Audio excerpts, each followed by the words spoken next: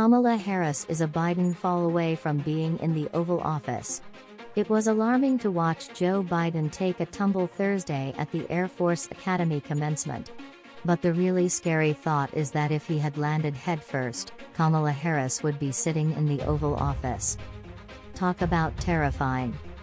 Naturally, the far left would be celebrating the fact of the first female president, heedless of the risks of identity trumping merit.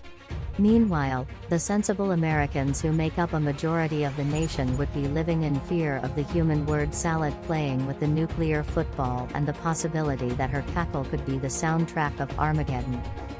Harris got her job because Biden was indebted to black voters and polls, such as South Carolina Representative Jim Clyburn, who lifted him to the 2020 nomination after he appeared headed for defeat. When Biden let it be known he would settle the debt by picking a black woman to be his running mate, history happened.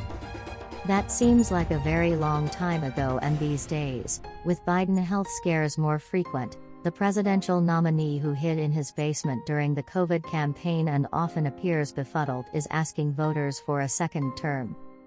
4 more years is a long time for America to remain a banana peel away from a President Harris. In fairness, it should be said that Biden's excuses for his frequent falls are getting better. Hours after it happened, he blamed Thursday's crash, in set, on a sandbag on the stage, which is better than the time when he fell going up the steps of Air Force One and aides blamed the wind. Propping up Joe for 24. Democrats, of course, have an additional reason to be terrified of a Biden header. If he falls and can't get up close to next year's election, they are almost certainly sunk regardless of whom Republicans nominate. That elusive red wave might finally come ashore. Which is why Dem Poobahs would be wise to reverse course on the matter of primary debates.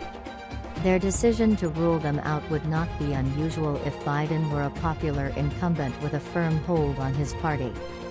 Biden is neither of those things. His national approval ratings have been stuck in the basement for most of his term, and there are signs of growing restlessness among the faithful.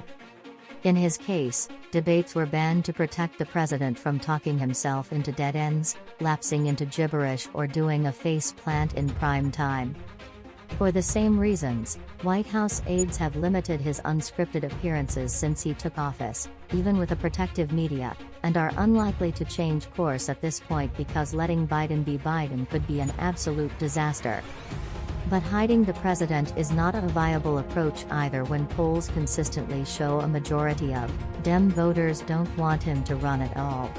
An AP-NORC survey found that just 37% of party respondents favor his seeking a second term. The AP described the unflattering findings this way.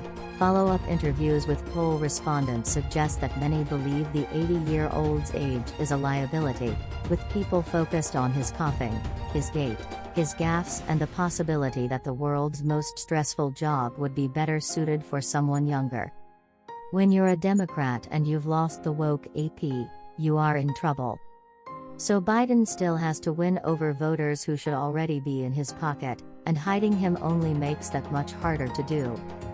Indeed, despite his team's effort to shut down challengers and give primary voters no choice, 2 opponents have emerged. Robert F. Kennedy Jr. and Marianne Williamson are getting a combined support of nearly 30%, with the bulk going to Kennedy. His name and his charge that both parties are too cozy with big business, what he calls corporate feudalism, could damage Biden among young voters, already a weak link for the president. If Kennedy gains enough traction over the summer, Biden could be forced into debates to prove he deserves the nomination. While mediocre performances might be sufficient for that purpose, he'll need to gin up real enthusiasm to win a general election. Or maybe not if he gets the Republican opponent he wants. Biden clearly wants to run against Donald Trump again on the belief he can win again. He is said to be convinced he's the only Dem who can defeat Trump and has done all he can to goad the GOP into nominating the former president for 2024. Biden's non-stop taunting of what he calls MAGA Republicans aims both to rally his base and drive a wedge through the GOP. He knows nothing makes Dem donors open their wallets wider than Trump's name. Shamefully, Dem-led investigations and prosecutions of Trump mostly appear to be part of that political strategy. Head-to-head dread. But, like much of what Biden believes, his assumptions about the political climate might be all wrong. His performance has been so awful that some polls show Trump defeating him in a general election. A widely cited Washington Post/ABC News poll last month had then former president winning by 6 points, with respondents viewing the 76-year-old Trump more physically and mentally fit than Biden, who is 80. Respondents also thought Trump handled the economy better.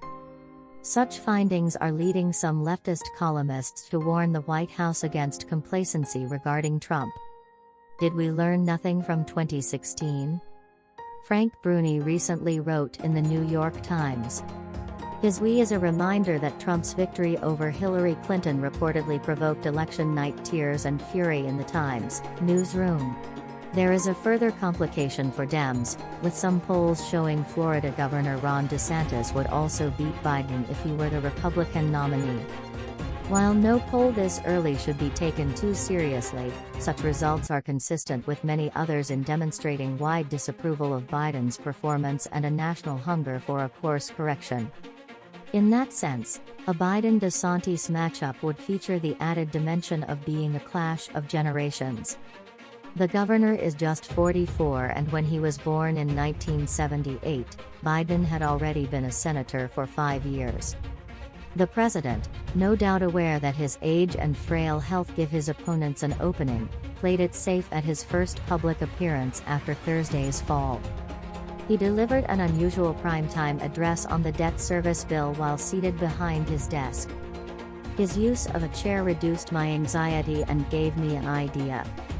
To keep Kamala Harris from ever claiming the Oval Office, I urge Biden always to be a sitting president. That's today's latest news. Don't forget to subscribe, like, and comment so that this channel can continue to exist. Thank you for listening to the end, and I hope it's useful.